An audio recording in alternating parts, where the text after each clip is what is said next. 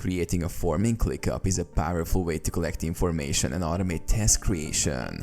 Here's a concise guide on how to do it. Access ClickUp. Log into your ClickUp account and navigate to the desired workspace and space. Navigate to Forms. Go to the View section of the list where you want to add the form. Click on the plus View button, then select Form from the available view options. Create a new form. Click Add View to create a new form. Name your form and click Create to proceed.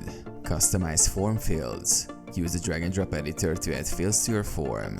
ClickUp offers various field types such as text, email, date, dropdown, and more. Customize each field by clicking on it and editing the settings. You can set fields as required, add descriptions, and configure default values. Configure form settings. Adjust form settings by clicking on the settings icon.